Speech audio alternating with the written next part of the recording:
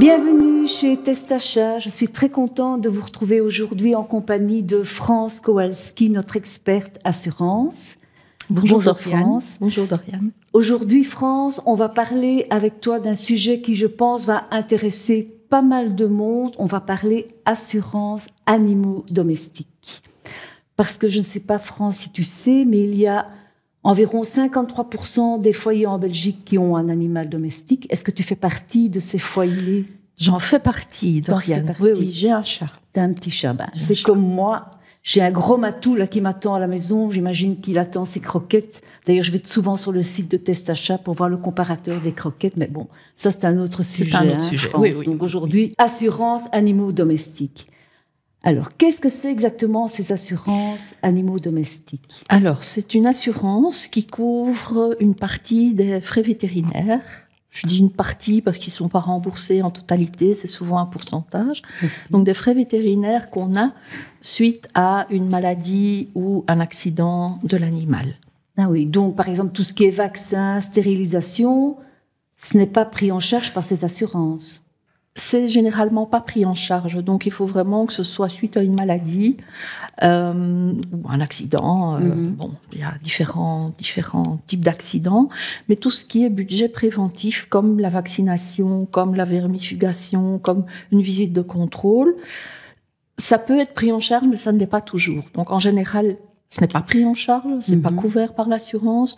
Dans certains cas, ça l'est. On prévoit un budget, par exemple, de 75 € par an pour la prévention, et donc la vaccination peut entrer dans ce budget-là, ou alors on prévoit, selon la formule qu'on a choisie pour cette assurance-là, on prévoit un petit montant qui peut être de 20 à 60 € de remboursement pour ce type de frais. Ah oui, ok. Donc, tu me disais, donc, en cas de maladie, donc si par exemple, moi, tu vois, mon précédent chat, il était tombé malade, et à ce moment-là, je me suis dit, bon, je vais un peu aller voir qu'est-ce qu'il y a comme assurance, parce que une opération, c'est quand même pas donné chez le vétérinaire, etc.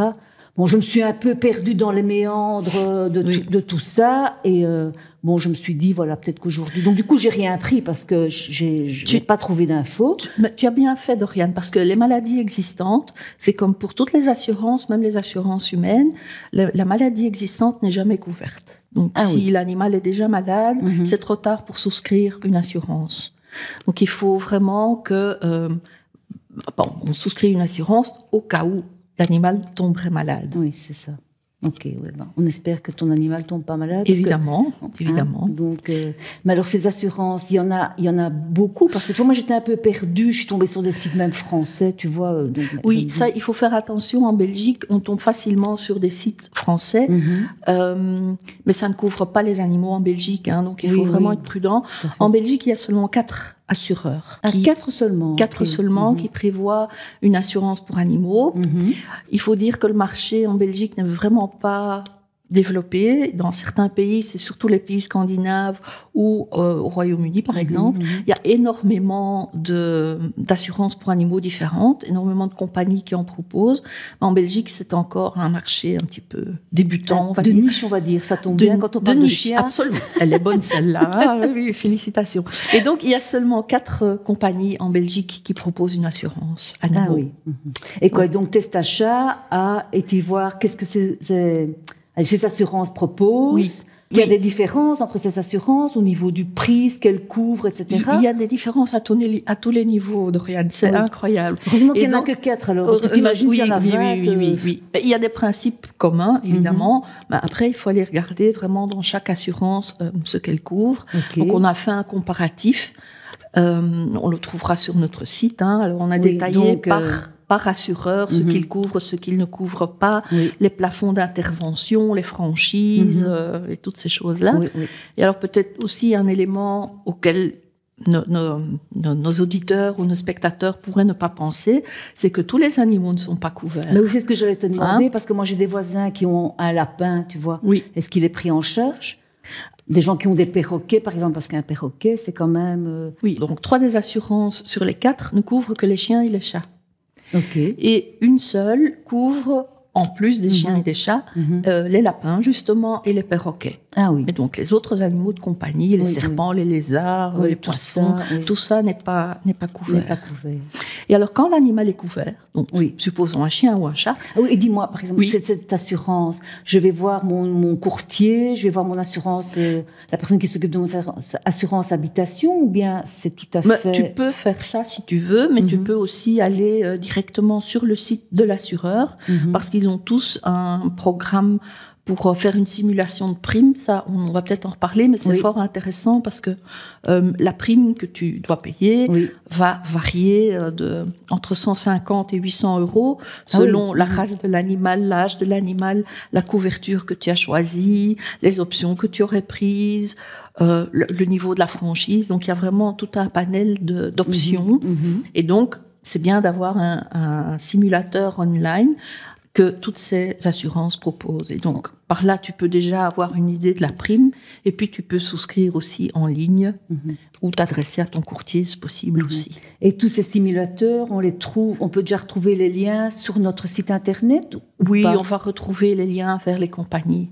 Donc c'est intéressant pour les personnes qui nous regardent, qui nous écoutent, d'aller voir sur le site de Testachat pour retrouver les assurances dont on parle.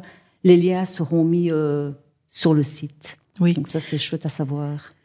Mais donc, on parlait aussi de l'âge de l'animal, parce que tu ne peux pas souscrire une assurance pour un animal de n'importe quel âge. Donc, si ton chat a déjà, disons, une dizaine d'années, c'est trop tard pour l'assurer. Parce qu'on ne peut assurer les chats que jusque vers l'âge de 6, 7 ou 8 ans.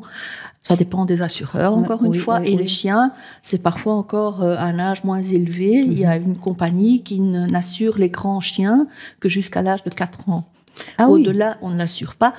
Pour un premier contrat, je dirais. Donc, si l'animal est déjà assuré auprès d'une compagnie donnée, il peut rester assuré au-delà de l'âge limite. Mais tu ne peux pas prendre une nouvelle assurance pour un animal qui a déjà un certain âge. Et comment il connaît l'âge de mon animal, de mon assureur? Bonne question, parce que au moment où tu veux faire la souscription, tu dois identifier l'animal. Et comment l'identifier? Au moyen de sa puce d'identification, parce que l'animal doit obligatoirement être pucé. Donc, de toute façon, c'est une obligation en Belgique. Tous les chiens et tous les chats doivent être... Toute la Belgique, ça. Pour toute la Belgique. Doivent être identifiés avec moyen d'une puce. Et donc, cette puce a un numéro. Et dans ton formulaire de souscription, tu dois donner le numéro de la puce. Donc, ça leur permettra de connaître l'âge de l'animal que tu dois déclarer aussi. Et ça permet aussi d'identifier l'animal, parce que si tu as plusieurs animaux chez toi, si tu as 2 ou 3 chats, tu ne peux pas ne souscrire qu'une assurance et faire passer tous tes frais vétérinaires sous cette assurance. Non, ça on peut pas faire. Non, c'est une assurance par animal. Par animal, oui. Et il peut y avoir Ils font des prix de groupe, tu vois. Il peut y avoir des prix de groupe. Alors, quand je dis prix de groupe, c'est une petite réduction, 10% de réduction si tu assures un second animal, ou 1 mois ou 2 d'assurance gratuite si tu as un second animal. Comme ça que ça fonctionne. Donc, on doit quand même faire attention un peu au type d'animal qu'on prend, peut-être, parce que les prix varient aussi suivant la race. Les prix varient selon la race, peuvent aussi varier selon la taille de l'animal, parce que les grands chiens ont plus de risques de maladies, disons, ils ont des maladies spécifiques. Il y a certaines races même de petits chiens qui ont des maladies spécifiques. Maintenant, il faut dire aussi qu'il y a toute une série d'exclusions. Donc, on n'a pas encore parlé des exclusions, mais il y a toute une série de maladies qui ne sont pas couvertes, donc pour lesquelles il faut quand même se renseigner. J'imagine les maladies qui savent, qui ont des problèmes, etc. Voilà, donc il y a toutes les maladies. Ça on a déjà dit, les maladies préexistantes ne sont pas couvertes, mais il y a aussi toutes les maladies héréditaires ou héréditaires qui ne sont pas couvertes, bien souvent. Il peut y avoir aussi des maladies spécifiques, comme pour le chien, la dysplasie de la hanche, c'est souvent exclu. Or, c'est une maladie fréquente, et c'est une maladie fréquente surtout pour les animaux, les chiens de grande taille. Donc, c'est aussi un petit peu pour ça que les chiens de grande taille aussi, généralement, c'est pas, vivent un peu moins longtemps que les animaux de petite taille. Et donc, c'est aussi pour ça que chez eux, l'âge est limité, l'assurance est limitée à un certain âge. Et donc, ils font moins de distinction avec les chats, parce que tu as des chats quand même de race. Tu vois, les Maine Coon, par exemple, sont quand même des chats plus gros, qui coûtent quand même assez cher. Oui. Donc, non, j'ai pas l'impression pour les chats. En général, la couverture, un super chat de race. Non, la couverture est la même pour tous les chats.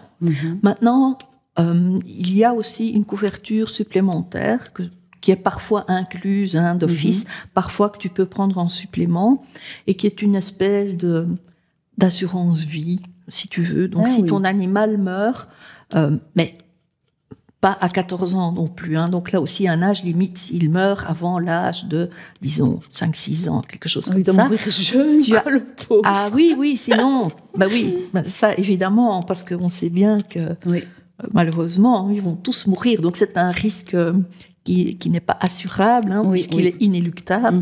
Mais donc si pour un animal qui meurt relativement jeune, il peut y avoir une couverture d'essai. Et à ce moment-là, on te rembourse le prix d'achat. Une partie du prix d'achat, c'est plafonné. Donc pour un chat de race, qui coûte assez cher, ça pourrait être intéressant d'avoir cette couverture-là. Pour un chat que tu as adopté en refuge, ou que tu as reçu, ou que tu as trouvé, ou qui ne t'a rien coûté, ou pas beaucoup, c'est évidemment pas intéressant, parce qu'on ne rembourse pas l'animal en tant que tel, on rembourse une partie du prix d'achat. Donc il faut pouvoir prouver que... donc il faut avoir une facture. Il faut une facture. Donc d'office, quand tu vas acheter un chat chez un éleveur, tu dois lui demander une facture. Oui, bien sûr. Un chien comme aussi, ça. Le chien ou le chat, bien sûr. Parce que comme j'ai un chat, tu vois, moi je suis un peu partie. Oui, on raisonne chat, mais ça vaut aussi pour les chiens, en tout cas. Écoute, on va parler justement des chiens. Si par exemple j'emmène mon chien en vacances, et tout d'un coup il se casse la patte, et que je dois aller, admettons, tu vois, je suis en France ou en Italie et je dois aller chez le vétérinaire, est-ce que mon assurance va intervenir dans ce cas-là? Eh bien, pas toujours. Disons, partons du principe que l'animal n'est couvert qu'en Belgique. Donc, on couvre les frais vétérinaires en Belgique. Il y a 1 ou 2 assurances qui prévoient aussi que l'animal sera couvert pour les frais vétérinaires urgents, qui ne peuvent pas donc attendre le retour en Belgique à l'étranger. Mais ça ne vaut que pour des séjours de moins de 3 mois. Donc, si tu passes 6 mois de l'année en Espagne, ça ne va pas couvrir les frais dans ce cas-là. Donc, c'est uniquement type vacances avec son animal, quoi. Oui, c'est ça. Et ça peut aussi parfois être une option au contrat de base. Donc, il y a plusieurs cas de figure, mais il faut bien vérifier. Si on a l'habitude de partir en vacances avec son animal, il faut quand même regarder les conditions générales parce que ça n'est pas toujours couvert.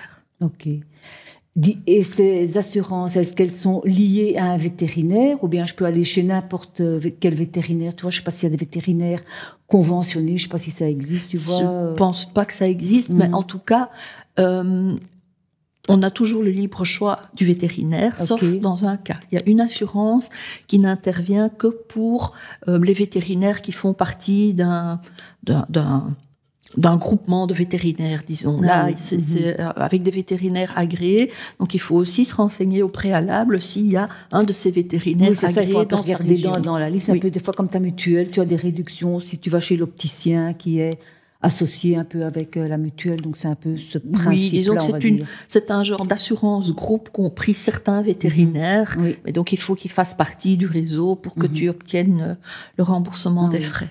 Et les prix sont un petit peu moins élevés, alors, dans ce cas-là, ou bien vous n'avez pas vu de différence chez Testachat? Le prix de l'assurance, de l'assurance, non, il n'y a pas de différence notable. Non. Donc, on continue à aller chez son vétérinaire, alors peut-être, si on trouve... Si on est satisfait de son vétérinaire, de toute façon. Bon, le vétérinaire de famille, c'est un peu comme le médecin de famille. Si on est habitué, qu'on lui fait confiance, en général, on continue à aller chez son propre vétérinaire. Donc, Et quoi, alors il y aurait d'autres frais aussi qui seraient couverts? Par exemple, tu vois, si tu perds ton animal, moi je vois beaucoup de gens dans mon quartier, tu vois, il y a plein de chats qui se perdent, je sais pas comment ça se fait, mais j'ai plein d'affiches comme ça. Est-ce que c'est frais, ce genre de frais, parce que tu fais des photocopies, etc. Ça n'est pas toujours couvert, mais certaines assurances prévoient un petit budget pour les frais de recherche. Donc, si l'animal est perdu ou volé, donc les frais de recherche, c'est les affiches qu'on met aux arrêts de bus ou à la boulangerie, ou les annonces qu'on met sur des sites spécialisés. Là, il peut y avoir un petit budget pour ce genre de frais. ça peut aussi être une option. Ça dépend un peu de la formule qu'on a choisie. Mais ça peut exister auprès de certaines assurances, oui. Ah oui, ok. Bah, c'est toujours bon à savoir que voilà, si votre animal est perdu, bah, il y a toujours cette option chez certaines assurances. Donc toujours bien lire toutes les clauses en petits caractères, sans doute. Ça dépend. Non, c'est pas vrai. Non, il y a vrai quand même un des contrats où les clauses sont même très bien présentées. C'est même, si j'ose me permettre, agréable à lire. Ah oui, j'irai bien jusque-là. Souvent, tu vois, ces petits machins qu'on se dit, bon, on lisera ça plus tard, on le lit jamais. Oui, mais c'est souvent le cas. C'est souvent le cas. C'est souvent le cas. Mais donc, on a détaillé tout ça sur notre site. Donc là, ça va être beaucoup plus facile à consulter. Oui, voilà, on pourra bien voir toutes les informations super détaillées sur le site de Testachat. Et alors, j'ai peut-être une petite question subsidiaire, France. Est-ce que tu trouves ça utile? Mais le marché, pour le moment, n'est pas encore fort développé en Belgique. Donc, comme on a dit, il y a seulement 4 assurances qui le proposent. Utile, c'est comme toutes les assurances. On les prend en espérant n'en avoir jamais besoin parce que les frais vétérinaires, si ton chat, si tu te contentes d'aller une fois par an chez le vétérinaire pour la visite de contrôle et les vaccins et qu'il n'est pas malade plus que ça, ça ne va pas être utile parce que les primes sont quand même assez élevées. Il y a aussi des franchises dont on n'a pas parlé, donc il y a une partie des frais qui reste à ta charge. Il y a bien un cas où la franchise est illimitée. Où il n'y a pas de franchise, mais évidemment la prime va être en conséquence, donc tu vas payer relativement cher. Donc si tu n'as que la visite de contrôle, ça ne va pas être utile. Oui, parce que le prix, ça va encore que la visite de contrôle chez le vétérinaire. C'est ça. Si ton chat ou ton chien est malade, qu'il a eu une indigestion, qu'il a mangé quelque chose qu'il fallait pas, ce genre de maladie, le chat a un coryza ou quelque chose comme ça, tu vas chez le vétérinaire, en plus de ta visite de contrôle, ma foi, c'est encore des frais qu'on peut supporter. Ça devient plus compliqué si l'animal a un accident, il a 2 pattes cassées, une fracture du bassin, un traumatisme crânien, que sais-je moi. Il doit subir beaucoup d'opérations. Bon, à ce moment-là, ce serait peut-être utile d'avoir cette assurance. Mais de manière générale, vu toutes les exclusions qu'il y a, vu les franchises, vu les plafonds d'intervention, ça on n'a pas encore dit non plus, mais c'est plafonné les interventions qu'on peut avoir. C'est plafonné. Tu par sais nous donner un montant ou c'est très variable. C'est très variable. Tu peux aussi choisir pour un plafond illimité, mais disons que il faut quand même compter quelque chose comme 3 000 à 6 000 euros par an de plafond. Il faut déjà que l'animal ait un gros problème pour arriver à ce plafond-là. Mais subir plusieurs interventions chirurgicales. Alors là aussi, il faut faire attention parce qu'il y a des plafonds par an, mais aussi des plafonds par intervention. Donc ça dépend un petit peu. Donc il faut vraiment tout bien analyser. Il faut tout bien analyser. Avant de s'engager dans ce type donc tu me demandes si c'est utile. Dans certains cas extrêmes, ça ce sera utile. Maintenant, si on a peur de ne pas pouvoir faire face à une intervention de 2 ou 3 000 euros pour son animal, alors il faut peut-être envisager de prendre une assurance. Mais quand on voit combien elle coûte, oui, c'est ça, il faut vraiment faire le calcul. Il faut faire le calcul et il faut peut-être aussi envisager de mettre cet argent que tu mettrais dans l'assurance, de le mettre de côté. Tu peux ouvrir un compte. Alors, c'est un bon conseil que je donne, mais il y a très peu de gens qui le suivent. Moi-même, je ne le fais pas. Moi non plus. Mais ça peut être utile. Soit tu le mets dans une enveloppe, soit tu ouvres un compte spécial frais vétérinaires. Tu lui fais son petit cochon à la maison, tu vois. Ou tu lui fais son petit cochon, tiens, pourquoi pas. Et tu mets cette somme-là de côté, et puis après, si tu en as besoin pour autre chose, tu peux toujours l'utiliser. À retenir, c'est que si je prends une assurance, je ne dois pas attendre que mon chien ait, par exemple, 10 ans pour la prendre. Il faut la prendre assez tôt. Il faut le faire pour mon chat, assez tôt.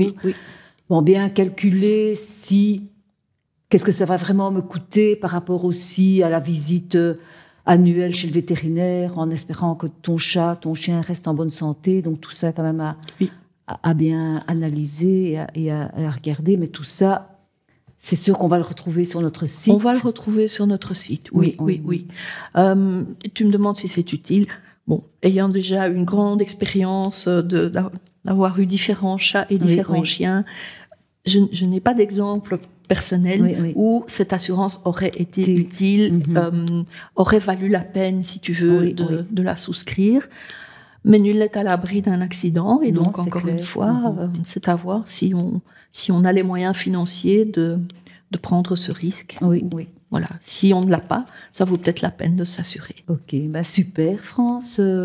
Merci de nous avoir donné des infos super utiles. Si vous avez trouvé cet épisode intéressant, n'hésitez pas à liker, abonnez-vous et mettez vos commentaires sous la vidéo. On essaiera d'y répondre au plus vite et à tout bientôt pour un autre sujet, peut-être avec toi France ou avec un autre expert de test achat. Volontiers. Voilà. Merci beaucoup.